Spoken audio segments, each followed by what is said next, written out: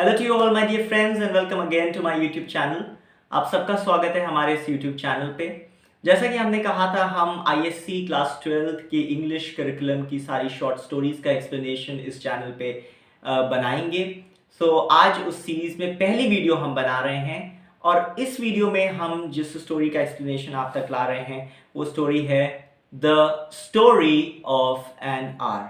Yes, 1 घंटे में व्यतीत हुई उन सभी घटनाओं की कहानी। इस स्टोरी के ऑथर हैं केट चोपिन। सबसे पहले केट चोपिन ने ये स्टोरी अप्रैल 1894 में लिखी थी और ये स्टोरी पब्लिश हुई वोग मैगजीन में ऑन December 6, 1894। लेकिन तब ये स्टोरी पब्लिश हुई थी एक अलग नाम से। तब ये स्टोरी पब्लिश हुई थी as the dream of an hour. जब ये स्टोरी पहली बार वॉग मैगजीन में पब्लिश हुई तो इसका नाम था dream of an our. But बाद में 1895 में जब ये स्टोरी सेंट लुइस लाइफ में पब्लिश की गई तब ये story the story of an our के नाम से पब्लिश की गई। तो आइए हम सीखते हैं the story of an hour by Kate Chopin. सबसे पहले हम अपनी स्टोरी के कैरेक्टर्स से मिलेंगे। जो मेन कैरेक्टर हैं इस स्टोरी में वो हैं मिसेस लुइस मैलर्ड, उसके बाद उनके husband Mr Brently Mallard, then Mrs Louise Mallard की सिस्टर जोसेफीन, एंड देन आखिरी में मिस्टर ब्रेंटली मैलर्ड के एक बहुत क्लोज फ्रेंड जो कि है मिस्टर रिचर्ड। सो ये 4 कैरेक्टर इस स्टोरी के मेन कैरेक्टर हैं। मैं एक बार फिर से दोहरा दूं, मिसेस लुइस मैलर्ड, उनके husband Mr Brently मैलर्ड, Mrs Louise Mallard की sister Josephine and mister Brently मैलर्ड के close friend mister Richard. Now story की शुरुआत होती है मिसेस लुइस मैलर्ड के घर से, जहां पर इस समय मिसेस लुइस मैलर्ड, जोसेफीन और मिस्टर रिचर्ड मौजूद हैं। ना हुआ यह है कि मिस्टर ब्रेंटली मैलर्ड की एक रेल रोड एक्सीडेंट में डेथ हो चुकी है और इस डेथ के बारे में जो सबसे पहले जिसको पता लगा वो है मिस्टर रिचर्ड्स। मिस्टर रिचर्ड्स उस समय एक न्यूज़पेपर ऑफिस में थे जबकि एक रेल रोड डिजास्टर की खबर आई और जो विक्टिम्स की लिस्ट थी, जो मृतकों की लिस्ट थी, उस लिस्ट में सबसे ऊपर मिस्टर ब्रेंटली मैलर्ड का नाम था। नाउ ऐसा नहीं है कि मिस्टर रिचर्ड ने कोई जल्दबाजी करी है इस न्यूज़ को उनकी वाइफ तक पहुंचाने में, बल्कि उन्होंने पूरा वेट किया इस न्यूज़ की सत्यता के विषय में जानने के लिए। जब एक सेकेंड टेलीग्राम आ गया, दूसरा टेलीग्राम आ गया और उसके द्वारा भी ये पुख्ता हो गया कि मिस्टर ब्रेंटली मैलर्ड अब इस दुनिया में नहीं रहे, तब मिस्टर रिचर्ड इस खबर को उनकी वाइफ मिसेस लुइस मैलर्ड तक पहुंचाने के लिए आए हैं। नाउ मिसेस लुइस मैलर्ड एक हार्ट पेशेंट हैं और इसलिए जोसेफीन और मिस्टर रिचर्ड्स बहुत सतर्कता बरतते हैं, बहुत सावधानी बरतते हैं मिसेस लुइस मैलर्ड तक उनके हस्बैंड की डेथ की न्यूज़ पहुंचाने में। हम देखते हैं फाइनली फिर मिसेस लुइस मैलर्ड की सिस्टर जोसेफीन उनको अपने हस्बैंड के डेथ के बारे में बताती हैं इन ब्रोकन सेंटेंसेस।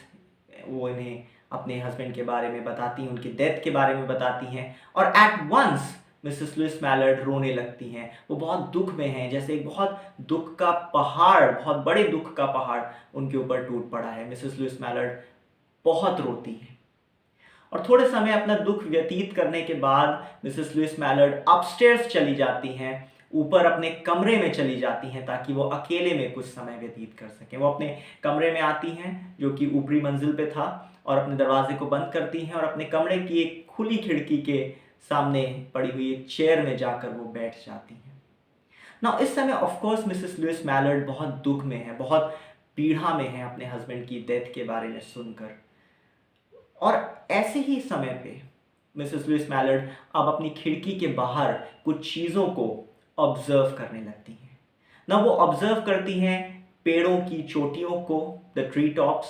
वो ऑब्जर्व करती हैं नीचे फेरी वालों को। वो ऑब्जर्व करती हैं एक गीत की आवाज़ को जो कहीं दूर से सुनाई पड़ रही थी। वो ऑब्जर्व करती हैं बारिश की मध्यम खुशबू को। वो ऑब्जर्व करती हैं चिड़ियों के चहचहाने को। ये सारी बातें मिसेस लुइस मैलर्ड अपनी उस चेयर में बैठकर ऑब्जर्व कर रही हैं इस समय पर।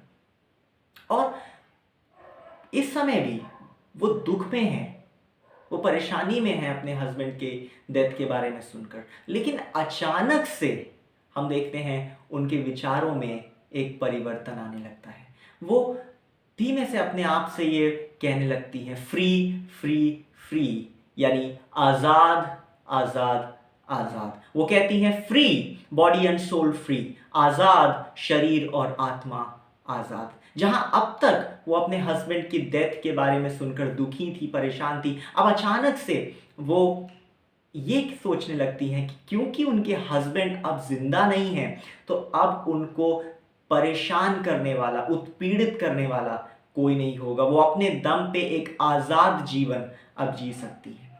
अचानक से उनके मन में ऐसे विचार आने लगते हैं। वो कहीं ना कहीं ये सोच रही हैं कि हस्बैंड और वाइफ्स एक दूसरे को ऑप्रेस करते हैं, भले ही वो एक दूसरे से प्यार करते हुए ऐसा करते हो, एक दूसरे के प्रति चिंता के कारण, एक दूसरे के प्रति प्रेम के कारण वो एक दूसरे को ऑप्रेस करते हो, लेकिन कहीं ना कहीं हस्बैंड और वाइफ्स एक दूसरे को ऑप्रेस करते हैं अपने वैवाहिक जीवन में। और अब क्योंकि मिसेस लुइस मैलर्ड के हस्बैंड जिंदा नहीं हैं, तो उन्हें ऑप्रेस करने वाला अब कोई नहीं होगा। वो अपनी आने वाली आज़ादी को लेकर बहुत खुश हैं, और इस खुशी को हम नरेटर के वर्ड्स में पढ़ते हैं as a monstrous joy. Now हमें नहीं पता कि नरेटर ने मॉन्स्ट्रस जॉय कहकर इस खुशी को जो मिसेस लुइस मैलर्ड इस समय महसूस कर रही हैं क्यों संबोधित किया है, बट हम अनुमान लगा सकते हैं शायद मॉन्स्ट्रस जॉय इस वजह से कहा गया क्योंकि इस समय तो मिसेस लुइस मैलर्ड को दुख में होना चाहिए। इस समय तो मिसेस लुइस मैलर्ड को अपने हस्बैंड के डेथ को ग्रीव करना चाहिए, बट ऐसे समय पर मिसेस लुइस मैलर्ड अपनी आज़ादी को लेकर एक आनंद अपने दिल में महसूस कर रही हैं। मे बी इस वजह से नरेटर ने इस आनंद को मॉन्स्ट्रस जॉय के नाम से कहा गया है। नाउ अब हम देखते हैं कि जबकि ये विचार मिसेस लुइस मैलर्ड के मन में चल ही रहे थे, तभी जोसेफिन उनके दरवाजे पर आ जाती हैं। वो मिसेस लुइस मैलर्ड से दरख्वास्त करती हैं कि वो दरवाज़ा खोल दें, अदरवाइज वो अपने आप को बीमार कर लेंगी। शुरुआत में तो मिसेस लुइस मैलर्ड मना करती हैं, बट थोड़ी देर के बाद वो अग्री कर जाती हैं, और अब जोसेफिन और मिसेस लुइस मैलर्ड दोनों साथ में सीढ़ियाँ उतर रही हैं, ऊपरी मंजिल की सीढ़ियाँ उतर रही हैं ताकि वो नीचे आ सकें। और ऐसे ही समय पर क्या होता है कि अचानक से घर का मेन डोर खुलता है, फ्रंट डोर घर का खुलता है, जिससे कि घर में एंट्री की जा सके। और गेस हु शोज अप, कौन आता है? आपने शायद सही गेस कर लिया, दरवाजा खुलता है और एंट्री लेते हैं mister Brently मैलर्ड। Yes, mister Brently मैलर्ड मरे नहीं थे, वो तो जिंदा थे। इनफैक्ट वो तो उस साइट पर भी मौजूद नहीं थे जहां पर ये रेल रोड डिजास्टर हुआ, वो साइट से बहुत दूर थे। इनफैक्ट उनको पता भी नहीं था कि कोई ऐसा एक्सीडेंट हुआ भी है। ना जैसे ही मिस्टर ब्रेंटली मैलर्ड घर के अंदर एंटर करते हैं, जोसेफिन चिल्ला देती हैं। अब हमें नहीं मालूम कि जोसेफिन क्यों चिल्लाई। मे बी उनको लगा होगा कि शायद कोई भूत आ गया या मिस्टर ब्रेंटली मैलर्ड का ही भूत आ गया, उनको एक्सपेक्ट नहीं कर रही होंगी जिंदा, सो वो चिल्ला देती हैं। बट ऐसा कुछ भी स्टोरी में नहीं लिखा गया, हम सिर्फ इंटरप्रिटेशंस कर सकते हैं ना। जोसेफिन जैसे चिल्लाती हैं, उसी समय पर ब्रेंटली मैलर्ड को घर के अंदर आता देख मिस्टर रिचर्ड ये कोशिश करते हैं कि मिसेस लुइस मैलर्ड अपने हस्बैंड को डायरेक्टली ना देख पाए, मिसेस लुइस मैलर्ड अपने हस्बैंड को अचानक से ना देख पाए, क्योंकि कहीं ना कहीं मिस्टर रिचर्ड को ये अनुमान लग गया था कि अगर मिसेस लुइस मैलर्ड अपने हस्बैंड को जिंदा देख लेंगी तो शायद वो शौक में चली जाए। भले ही वो खुशी का शौक होगा, लेकिन कहीं ना कहीं वो शौक में जा सकती हैं और कोई अनहोनी हो सकती। इस वजह से मिस्टर रिचर्ड ने कोशिश करी कि वो मिसेस लुइस मैलर्ड के व्यू को ब्लॉक करें ताकि वो अपने हस्बैंड को डायरेक्टली ना देख पाए, बट उनका अटेम्प्ट अनसक्सेसफुल होता है और मिसेस लुइस मैलर्ड ने अब ऑलरेडी अपने हस्बैंड को देख लिया था। At the same time Mrs Louise Mallard बेहोश हो जाती हैं। ना हमें कई बातें समझने की जरूरत है यहाँ पर। ये सारी चीजें एक साथ होती हैं, एक साथ। यस, मिस्टर ब्रेंटली मैलर्ड जैसी घर के अंदर एंटर करते हैं, जोसेफिन चिल्लाती हैं, मिस्टर रिचर्ड मिसेस लुइस का व्यू ब्लॉक करने की कोशिश करते हैं, और मिसेस लुइस जिन्होंने ऑलरेडी अपने हस्बैंड को देख लिया था जिंदा, वो बेहोश हो जाती हैं, अनकॉन्शियस हो जाती हैं। थोड़े समय बाद डॉक्टर्स आते हैं और डॉक्टर्स मिसेस लुइस मैलर्ड को मृत घोषित कर देते हैं, मरा हुआ घोषित कर देते हैं, और जो कारण वो बताते हैं मिसेस लुइस मैलर्ड की मृत्यु का, वो मैं आपको नरेटर के वर्ड्स में ही पढ़कर सुनाता हूं। When the doctors came, they said she had died of heart disease of the joy that kills. Doctors के शब्दों में मिसेस लुइस मैलर्ड की मौत एक हृदय के रोग से हुई, और वो ऐसा रोग था जो कि मार डालने वाली खुशी के टर्म्स में डॉक्टर्स ने बयां किया। मार डालने वाली खुशी के कारण उनकी मृत्यु हो गई। तो यहाँ पर कहानी खत्म हो जाती है, बट हम एज रीडर्स इस कहानी को इंटरप्रेट कर सकते हैं। क्या सचमुच में मिसेस लुइस मैलर्ड की मौत मार डालने वाली खुशी के कारण हुई जो उनको मिली जब उन्होंने अपने हस्बैंड को जिंदा देखा, या उस विचार से कि क्योंकि उनके हस्बैंड अब जिंदा हैं, जो आने वाली आज़ादी के बारे में सोचकर वो खुश थी, वो आने वाली आज़ादी उनके लिए सपना ही बनकर रह गई। क्या उस दुख के कारण तो कहीं नहीं मिसेस लुइस मैलर्ड की मृत्यु हो गई कि अब वो एक आज़ाद जीवन नहीं जी पाएंगी जिसकी कल्पनाएं वो उस 1 घंटे में करने लगी थी अपने कमरे में अकेला बैठकर। सो इंटरप्रिटेशंस के लिए ये स्टोरी हमेशा ओपन है। एट द सेम टाइम हम ये भी ऑब्जर्व कर पा रहे हैं कि शायद मिसेस लुइस मैलर्ड अपने हस्बैंड के साथ वैवाहिक जीवन में खुश नहीं थी। हालांकि स्टोरी में हम ये पढ़ते हैं कि मिसेस लुइस मैलर्ड अपने हस्बैंड से प्यार करती थी, ऐसा नरेटर ने बयां किया है। कभी कभी वो अपने हस्बैंड से प्यार नहीं भी करती थी, बट अब इन बातों का कोई फर्क नहीं पड़ता कि वो अपने हस्बैंड से प्यार करती थी या नहीं करती थी, क्योंकि अब तो उनके हस्बैंड मृत हो चुके हैं, मर चुके हैं। तो अब प्यार, जिसे नरेटर के टर्म्स में एक अनसुलझा रहस्य बताया गया है, उसका कोई फर्क नहीं पड़ता उनके जीवन में। नाउ हम देख पाते हैं कि मिसेस लुइस मैलर्ड जेन्युइनली दुख में है अपने हस्बैंड की मृत्यु को लेकर, बट वो अचानक से अपनी आज़ादी को लेकर खुश होने लगती है, और इस खुशी को मॉन्स्ट्रस जॉय के टर्म्स में नरेटर ने डिस्क्राइब किया है। सो सबसे खूबसूरत बात जो एक इंग्लिश शॉर्ट स्टोरी की होती है मेरे अनुसार, वो ये कि एक इंग्लिश शॉर्ट स्टोरी में एक ओपन एंड होना चाहिए। और ये स्टोरी में एक ओपन एंड तो नहीं है, बट इंटरप्रिटेशंस के लिए ये स्टोरी हमेशा ओपन है।